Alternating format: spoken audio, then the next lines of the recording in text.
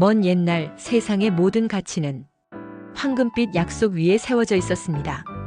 사람들은 금화의 무게만큼 세상을 믿었고 지혜는 그 단단한 믿음 속에서 평화로운 나날을 보냈습니다. 모든 것이 황금의 빛깔처럼 변치 않을 것 같았죠.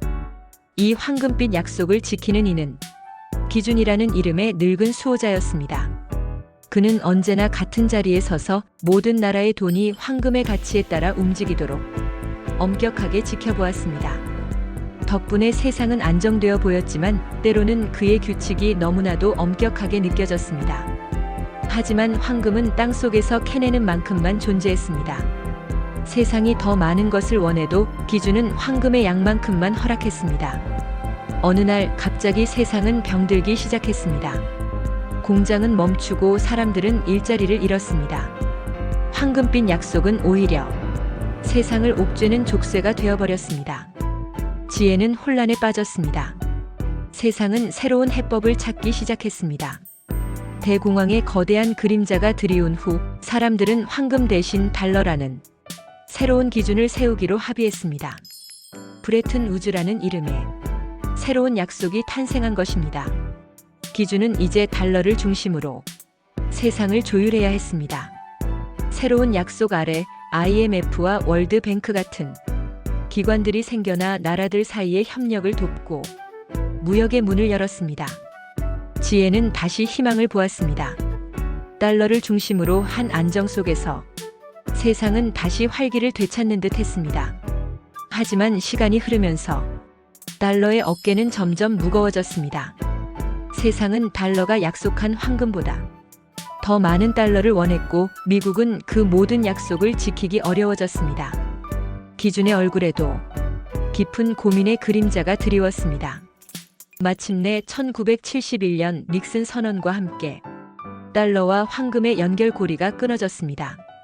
기준은 더 이상 황금에 묶여있지 않게 되었고 세상은 고정환율이라는 족쇄에서 벗어나 자유라는 새로운 시대를 맞이했습니다. 이제 각 나라는 원하는 만큼 돈을 찍어낼 수 있게 되었습니다. 처음에는 모두가 환호했습니다. 경제는 더 유연해졌고 위기 때마다 정부는 돈을 풀어 사람들을 도울 수 있었습니다. 지혜는 이 새로운 자유가 가져올 미래를 기대했습니다. 하지만 이 자유는 양날의 검과 같았습니다. 자유는 때때로 무분별하게 돈을 찍어내어 물가를 치솟게 하거나 거품을 만들어 세상을 혼란에 빠뜨리기도 했습니다. 판도라의 상자가 열린 것처럼 예측할 수 없는 일들이 벌어지기 시작했습니다. 지혜는 이제 압니다. 황금빛 약속이든 달러의 기준이든 혹은 끝없는 자유든 모든 시스템에는 그림자와 빛이 공존한다는 것을요.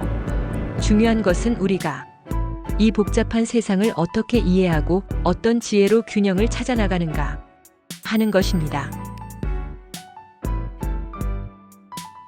이 얘기는 국제통화체제의 큰 변화를 살펴본 것입니다.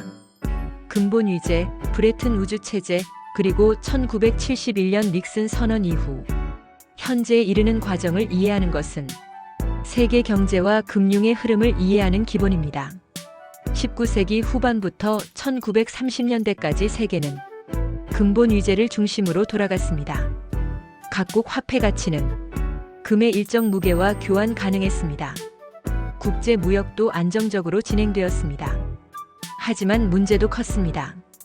금 보유량에 따라 통화량이 결정되므로 경제 상황에 맞춘 유연한 통화 정책이 불가능했습니다. 금 생산이 늘어나면 물가가 오르고 금이 부족하면 경제가 수축하는 구조였습니다.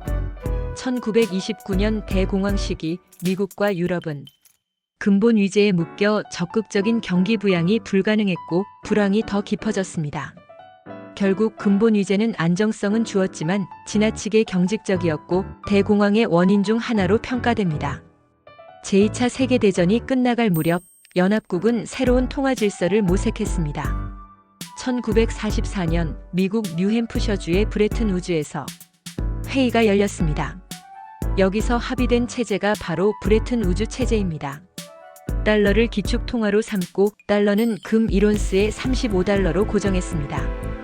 다른 나라들은 자국 통화를 달러에 고정시켰습니다. 근본 위제의 장점을 살리면서도 달러를 매개로 한 유연성을 도입한 것입니다. 브레튼 우주 체제는 전후 세계 경제의 재건과 성장에 큰 역할을 했습니다. 하지만 시간이 지나면서 문제가 생겼습니다.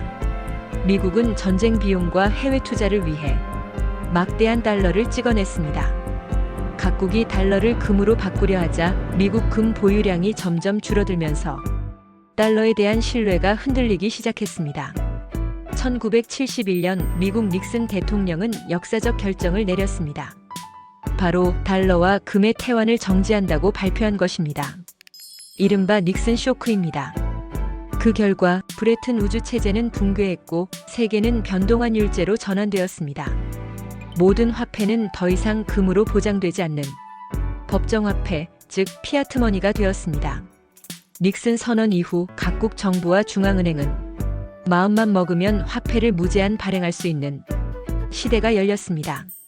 이는 경기 부양과 금융 혁신을 촉진했지만 동시에 인플레이션과 자산시장 거품의 원인이 되었습니다. 흔히 판도라의 상자가 열렸다고 표현합니다. 정리하겠습니다. 근본 위제는 안정적이었지만 지나치게 경직적이었고 결과적으로 대공황을 악화시켰습니다. 이후 브레튼 우주 체제는 달러 중심의 국제 질서를 만들며 전후 성장을 이끌었습니다. 그러나 미국의 남용으로 신뢰가 흔들렸고 닉슨 선언으로 무너졌습니다. 이후 우리는 법정화폐 시대, 즉 정부에 대한 신뢰와 정책에만 의존하는 불안정한 시대를 살고 있습니다. 오늘날 우리가 당면한 위기를 이해하려면 이 역사적 맥락을 반드시 알아야 합니다. 이상입니다. 감사합니다.